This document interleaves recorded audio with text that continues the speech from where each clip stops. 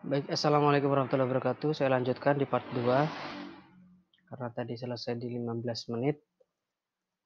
Saya lanjutkan di poin C ya. Bahwa tentang keterkaitan antara berpikir kritis dengan ciri orang yang berakal atau ulil albab sesuai dengan surat dari Ali Imran 191. Kesimpulan dari definisi itu, di sini ada yang mendefinisikan bahwa berpikir kritis itu adalah berpikir secara beralasan dan reflektif dengan menekankan pembuatan keputusan tentang apa yang harus dipercayai atau dilakukan. Contohnya adalah kemampuan berpikir kritis merupakan kemampuan membuat ramalan, yaitu membuat prediksi tentang suatu masalah, seperti memperkirakan apa yang akan terjadi besok berdasarkan analisis terhadap kondisi yang ada pada hari ini. Itu adalah salah satu definisi tentang berpikir kritis. Jauh dari hal itu, ada dalam Islam mengatakan bahwa orang yang cerdas itu, orang yang berpikir kritis itu adalah orang yang cerdas. Dan dalam Islam, orang yang cerdas itu adalah orang yang tahu kapan sebenarnya tahu apa yang lebih penting antara dunia dan akhirat. Yaitu dia bisa memprediksikan apa yang kita lakukan di dunia itu akan sangat berimbas di akhirat nanti seperti apa. Itu adalah ciri orang cerdas, dan orang cerdas ini adalah orang yang berpikir kritis. Di sini untuk lebih jelasnya ada sebuah hadis ya. Dikatakan bahwa orang yang cerdas ialah orang yang mampu mengintrospeksi dirinya dan suka beramal untuk kehidupannya setelah mati. Nah, ini. Berarti orang yang cerdas itu pandai beramal dan mencari bekal untuk di akhirat. Sedangkan orang yang lemah ialah orang yang selalu mengikuti hawa nafsunya dan berharap kepada Allah Subhanahu wa taala dengan harapan kosong. Kenapa kosong? Karena di sini selalu mengikuti hawa nafsu, dan hawa nafsu ini kosong. Tidak mungkin ada imbasnya ketika nanti di akhirat. Itu. Kemudian lagi di situ diterangkan bahwa tindakan yang seperti itu adalah tindakan yang bodoh. Orang yang bodoh adalah orang yang kemudian lupa dengan akhiratnya, lupa dengan prediksi ke depan itu, bahwa hari akhir itu ada, dan akhirnya akan menjadi bodoh ketika menyanyiakan dunia hanya untuk hawa nafsu saja. Kemudian ada lagi di sini keterkaitannya adalah tentang kelalaian manusia. Lalai karena kekayaan, akhirnya sombong, kemudian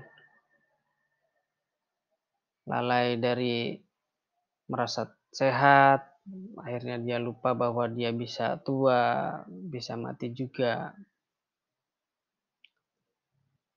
Di sini ada lagi, lihat pertama ini kemiskinan, dua sibuk dengan harta, kemudian kekayaan buat kemudian sombong karena merasa kekayaan itu atas kebaikan kita. Yang ketiga, sakit yang bisa jadi terjadi dalam diri kita, bahkan cacat. Yang keempat, masa tua menjadi lemah, tak berdaya. Yang kelima, kematian yang cepat karena usia, umur yang dimiliki tidak memberi manfaat. Yang keenam, datangnya Dajjal, makhluk terburuk di akhir zaman. Yang ketujuh, hari kiamat, bencana terdahsyat bagi orang yang mengalaminya nanti. Ada 7 kejadian yang harus diprediksi, yang harus kita pikirkan secara kritis bahwa hal itu semua bakal terjadi. Jadi jangan pernah merasa hidup itu di dunia saja, karena kehidupan yang paling kekal adalah kehidupan di akhirat. Silakan untuk lebih jelasnya bisa dibaca sendiri ya. Kita menuju ke kesimpulan saja untuk part 2 ini. Kita bahas dari poin-poin di bawah ini. Bisa kalian lihat di halaman 54, 55. Manfaat tentang berpikir kritis. Pertama, dapat menangkap makna dan hikmah di balik semua ciptaan Allah Subhanahu wa taala melalui dalil yang tadi Ali Imran 191.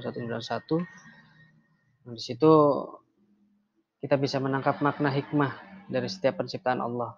Karena tidak ada yang diciptakan oleh Allah itu kemudian tidak ada manfaatnya. Semua pasti ada hikmah dan manfaatnya. Yang kedua, dapat mengoptimalkan pemanfaatan alam untuk kepentingan umat manusia. Ya, ini.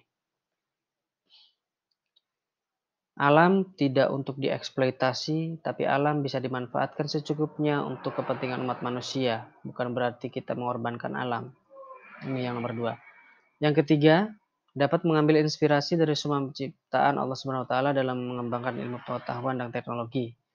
Inspirasi unta tadi, inspirasi dari cicak yang makanannya yang dia rantai makanannya dengan nyamuk yang punya sayap padahal dia tidak punya sayap, itu juga bisa menjadi motivasi dan inspirasi bahwa rezeki itu sudah diatur, rezeki itu sudah disiapkan oleh Allah. Jadi kita harus yakin bahwa itu semua adalah rencana Allah, tinggal kita kembangkan dan kita coba cari tahu melalui iptek, ilmu pengetahuan dan teknologi. Yang keempat, menemukan jawaban dari misteri penciptaan alam dengan penelitian seperti tadi hewan unta ya, yang bertanya-tanya kenapa 1,5 bulan tanpa air ternyata memiliki cadangan air di punuknya, dan itu adalah hasil dari penelitian. Yang kelima, mengantisipasi terjadinya bahaya dengan memahami gejala dan fenomena alam. Ya, ini jelas BMKG, Badan Meteorologi dan Geofisika, itu sangat belajar dari poin 5 ini ya. Tentang ramalan cuaca, tentang ramalan tsunami, ramalan banjir dan sebagainya, itu bisa kita pahami dan kita bisa ketahui dengan cara berpikir kritis. Yang keenam, semakin bersyukur kepada Allah Subhanahu wa taala atas anugerah akal dan fasilitas lain baik yang berada di dalam tubuh kita maupun yang ada di dalam semesta. Jelas, rasa syukur kadang kita lupa. Kita kadang berkeluh kesah kepada Allah, doa kita tidak dikabulkan. Padahal setiap hari kita bernafas, setiap hari kita diberikan kesehatan, setiap hari kita bisa melihat, kita bisa mendengar, kita bisa berbicara. Itu semua adalah anugerah yang tiada batasnya dari Allah.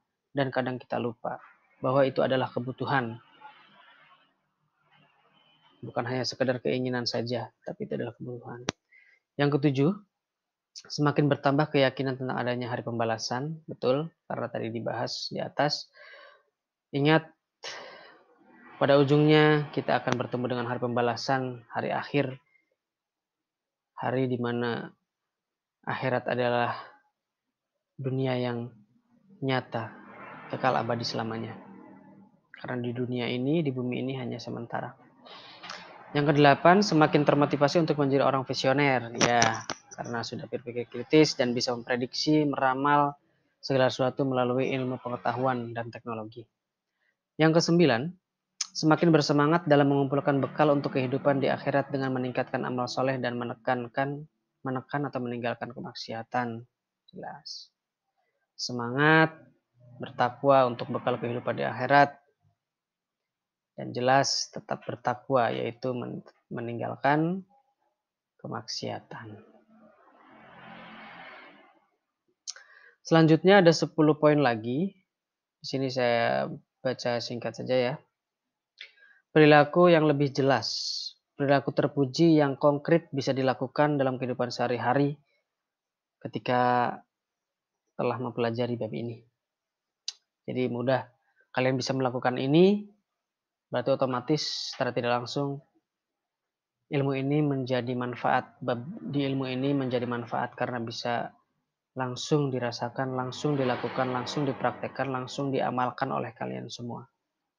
1. Senantiasa bersyukur kepada Allah Subhanahu wa taala atas anugerah akal sehat.